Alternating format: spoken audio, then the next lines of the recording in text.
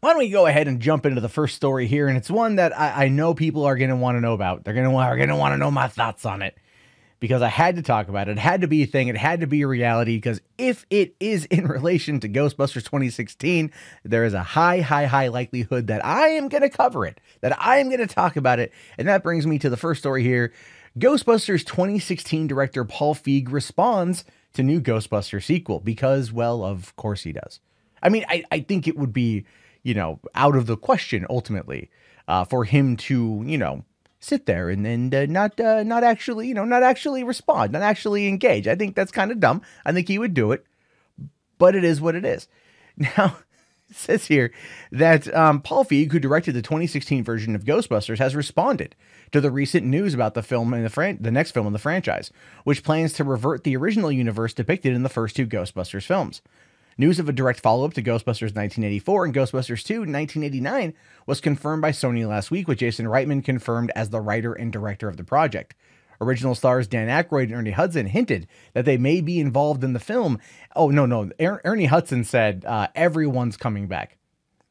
I don't know if that means Bill Murray or Rick Moranis, but he said everyone. So realistically speaking, it's going to be Dan Aykroyd, Ernie Hudson, Sigourney Weaver, Annie Potts.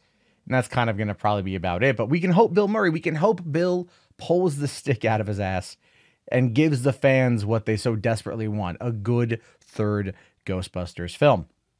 Also, I'm not going to lie, I'm kind of hoping that William Atherton does come back, although this time he's leading the EPA. I think that would be pretty funny. Although it's been 30 years and he was already in his 40s or whatever when that movie came out. So he's probably old as hell now.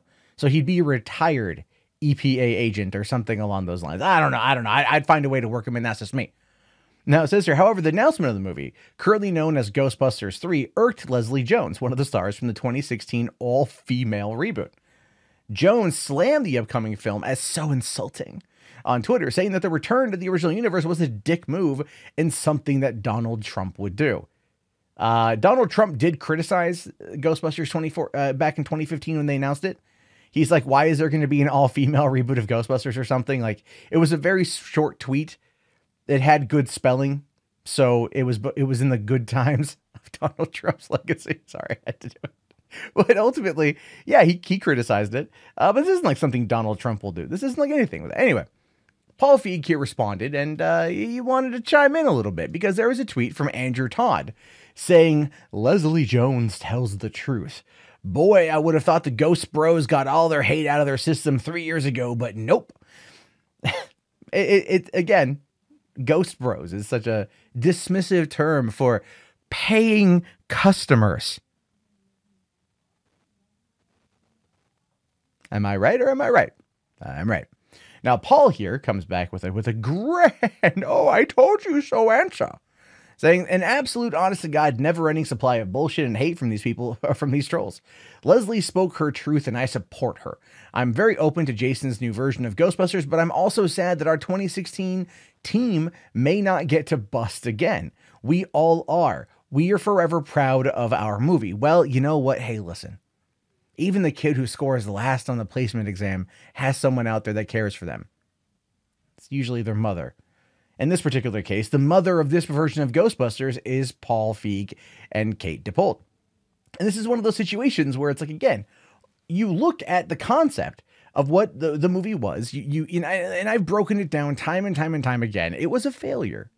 According to Paul Feig, it needed to make $400 million in order to break even, in order to warrant making a sequel. It did $229 million worldwide, which would mean that on home video sales, it would need to garner like almost 171,000 million. Nah, not million, or not thousand, but million. $171 million on home video. Even like The Last Jedi has not crossed that number yet. In no way would that happen. But the reason why it needed to get that much on home video is to kind of secure its home video release in order to say, hey, a sequel would probably be pretty good. Now, if you recall correctly, Paul Feig came out right when the movie was coming out on home video in the fall of 2016 and was like, calling all Holtzman fans, if you like Kate McKinnon in this movie, go and buy it. Arguably trying to drum up the same kind of support something like Dread 2012 had. Because when Dread 2012 came out in September of that year and it bombed because Lionsgate sucks at marketing, right? It's a perfect movie. It's a perfect movie, and it flopped at the box office. It's terrible. It's terrible. And that happened. Fans came together and created Dread Day, which is one time a year. I forget the day. It's kind of pretty much whenever you want it, really, to go out and buy a copy of the movie, to gift it to someone who hasn't seen it in order to keep the sales alive. When the movie came out for digital release on Apple, these guys bought it in droves to drive it to the top of the charts in order to tell Lionsgate, hey, fuckers, people want to see this movie. And that's what happened with Dread. Paul Feig was hoping that it would happen also with Ghostbusters. Well, no, it did not. It did not happen with Ghostbusters. So no wonder he's coming out and trying to say like, oh, Leslie spoke her truth. Yes, Leslie is upset that the movie is not going to continue with her in her role as Patty. I don't know. I get it. I'm not too petty to sit there and go, oh, your movie sucked. Ha ha ha, screw you. But same time, your fellow castmates and the person defending you here on the screen, they attacked the paying customers, constantly attacked them for months. And well after the release of the film onto home video and even into 2019, they attacked the fans.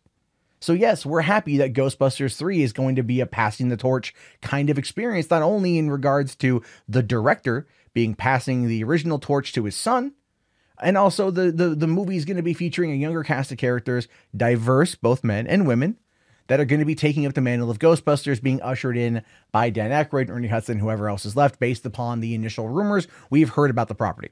That's where it's at. So Paul Feig can sit there and whine and cry and bitch and moan, oh, you're never going to be able to bust again. Well, perhaps, Paul, if you remove the chastity belt, you might actually be able to bust. And to quote Ray Parker Jr., busting makes me feel good, right?